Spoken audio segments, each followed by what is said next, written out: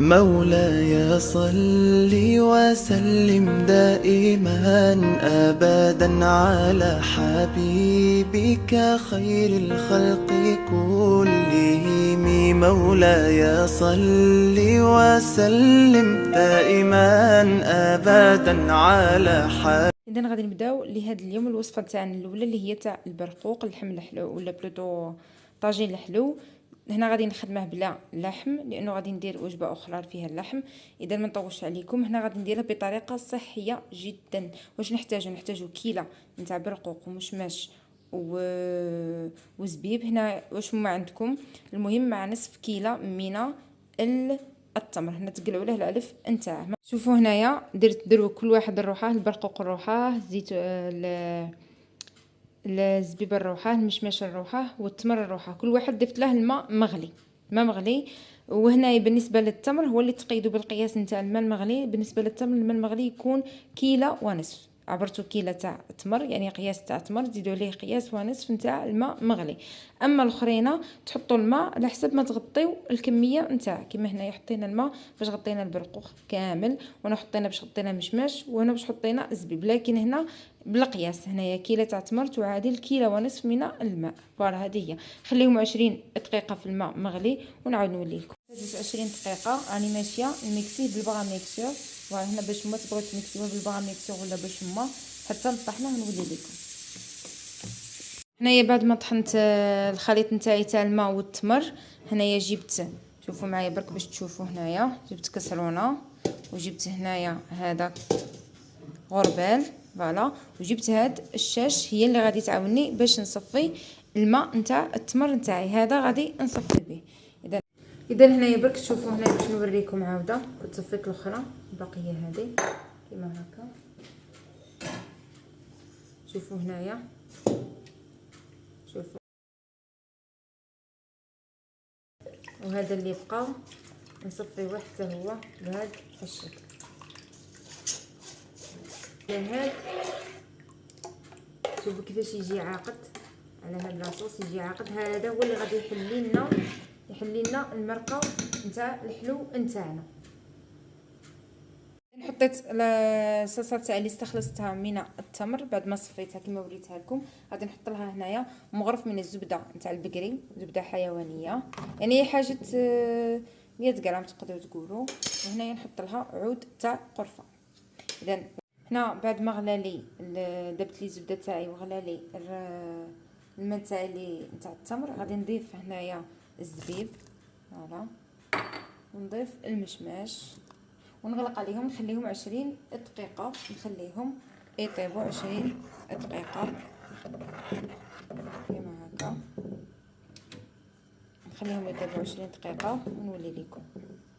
شوفوا هنايا بعد ما بدا يطيب لي المشماش نتاعي والزبيب نتاعي، غادي نضيف عليه البرقوق، لانه كما تعرفوا البرقوق نضيفوه للتالي لانه بالخف يطيب معنا. اذا ونخلي عليهم 10 دقائق ونطفي على المرقه نتاعي. بالنسبه للمملحه تاعي لهذا اليوم توجور نقادو في اطار صحي. عندي هنايا زبده تاع البقري مغرف، عندي هنايا السلق تاعي كنت غسلته وقطعته كيما هكا قطع. اذا نخليه يتقلى ونولي لكم. هنايا كي تذوب لي الزبده تاعي وبدا يطيب لي، ندير شويه فلفل اسود، برك شويه مش بزاف، شويه فلفل اسود فوق السلق تاعي والملح طبعا. هنا كي بدات شويه تدبال غادي نقيس البصله نتاعي. دوك نوريكم هنايا البصله هذه البصله الطويله، دوك نقصها قطع صغيره ونخليها تقلى مع السلق نتاعي. شوفوا كيفاش قصيت البصله نتاعي. اذا نحاول نخلطها مع السلق ونخليها توجور على نار متوسطه حتى هي تتقلى. فوالا كما قلت لكم ضفت لها برك الملح والحبه الفلفل الاسود برك. هنا بالنسبه لصدر الدجاج، انا هنا عندي صدر الدجاج مسلوق كنت سلقته. نتوما الا ما سلقتوش حطوه في الاول، فوالا حطوه في الاول. انا هنا عندي مسلوق، نتوما حطوه في الاول. الا ماشي مسلوق حطوه في خضره، يعني حطوهم كاع ضربه واحده. هنايا بعد ما تقلب لي زيبيناغ ولا السلق نتاعي مع البصله، يعني دخلهم شويه طياب، نحط هنايا صدر الدجاج تاعي اللي كنت سلقته نصف صدر الدجاج فقط. اذا سلقته هنايا وقطعته قطع كما هكا، ضفته عليهم. وهنا غادي نضيف قطرات من زيت الزيتون تعطيني نكهه بنينه في هاد المملحه تاعي، في هاد الحشوه تاعها. كيما هكا. لا تبغيو تزيدوا الثوم زيدوا الثوم، انا اكتفيت بهذاك البصل. اللي بغي يزيد يضيف الثوم يضيف الثوم. فوالا كيما هكا، ونخليهم نغطي عليه. الان هذا الجبن، هذا الجبن الطازج فوالا الطبيعي غادي نضيفه فيه.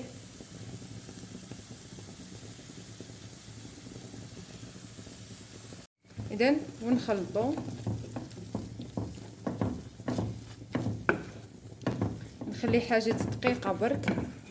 اذا ونطفي عليه وتكون الحشوه تاعنا وجدت لنا تاع المهم. تضيفوا لها اي نوع من الجبن، تقدروا ديروا لها حتى جبن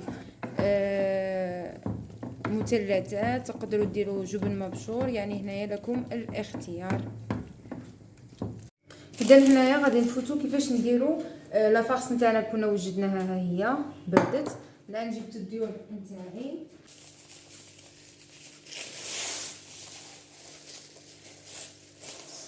اذا هي الحبه تاعي نتاع الديول نطويها على 2 كيما هكا، ونزيد نعاود نطويها على مره اخرى على 2، ونقسمها على 3 بالمقص.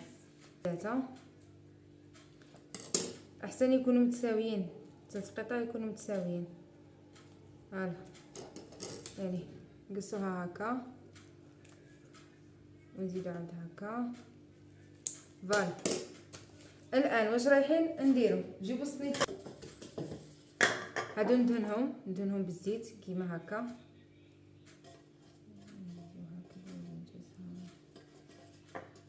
اذا ندهنوهم بالزيت هادو، نحط فيهم شويه هكا زيت الزيتون.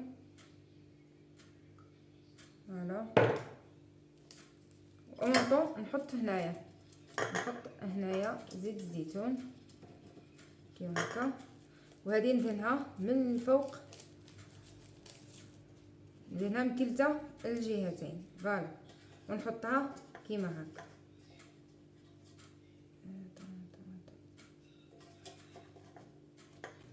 نجيبو كاس كيما هكا، اذا نقعدو نثبتو بهذا الشكل. نقعدو نثبتو بهذا الشكل حتى تعطينا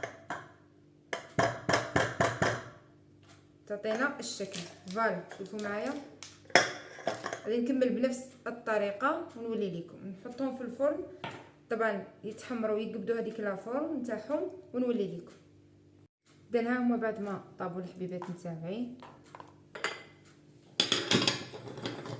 شوفوا ها هما بعد ما طابوا غادي نعمرهم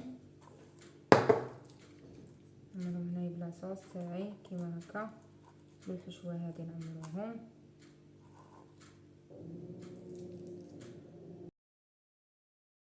وهذا هو الشكل نتاعهم كيفاش يجيو. هنا الفرماج غادي تبغيو تستغناو عليه. والان غادي نفوت باش ندير الصوص بلونش نتاعي اللي غادي نرافقها مع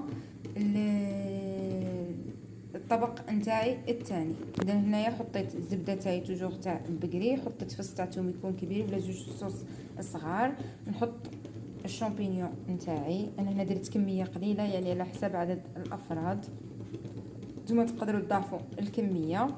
اذا نحطهم على النار، نحطهم على النار كيما هكا حتى تذوب ديك الزبده ويتقلى لنا داك الثوم كيما هكا.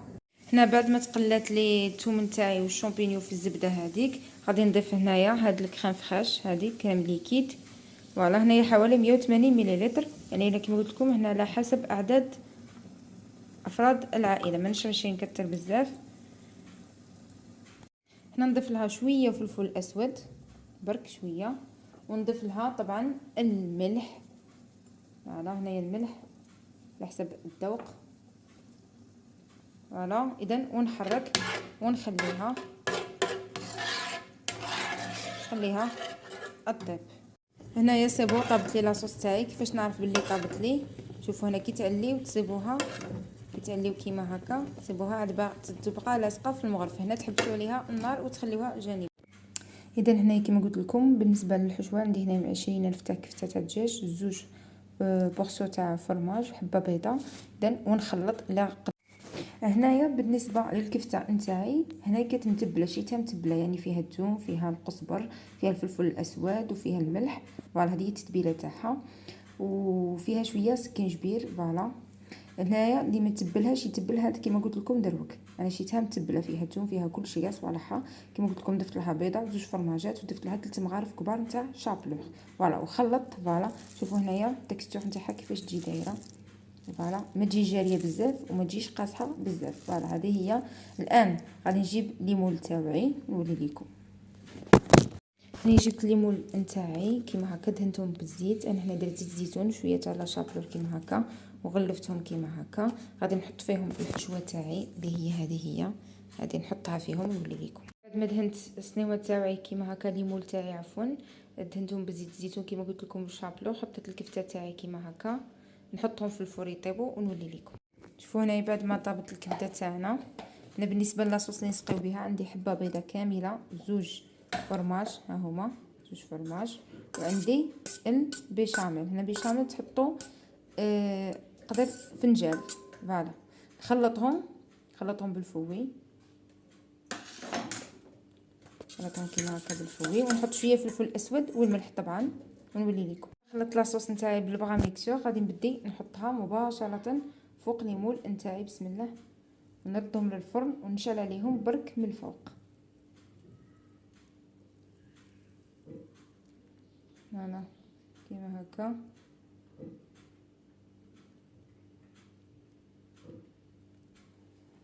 اذا نكملوا بولي. شوفوا كيفاش جاو دايرين.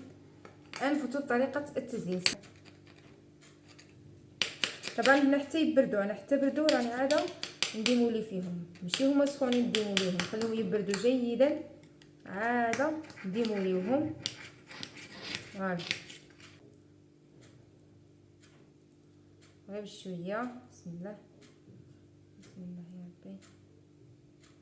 فوالا نتحصلوا على هذا الشكل. مش عارفه اسكو راه يبان لكم. فوالا يجيو كيما هكا، هذا هو الشكل تاعهم منا. دوك نفوت لطريقه التزيين نتاعهم. طريقه التزيين جيبوا كيما هكا الجبن هذا وجبن شرائح اي نوع تبغيو، طبعا تكون بارده. نحلها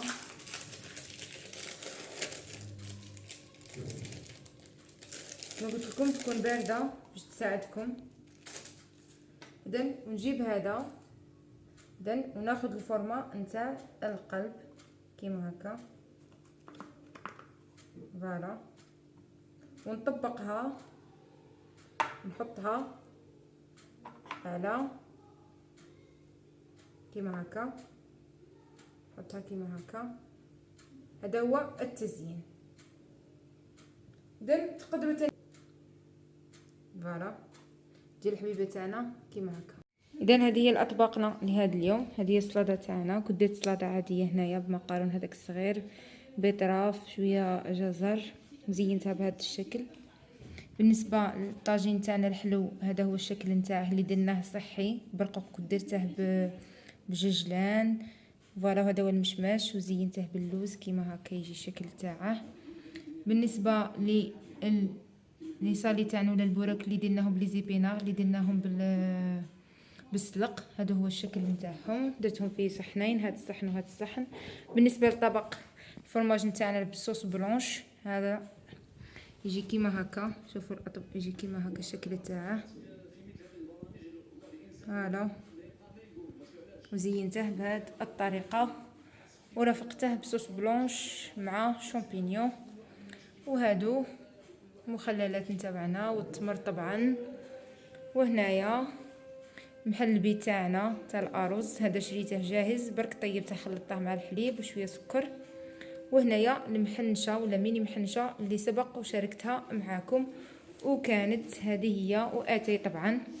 وكانت هذه هي الاجواء نتاعنا نتاع رمضان.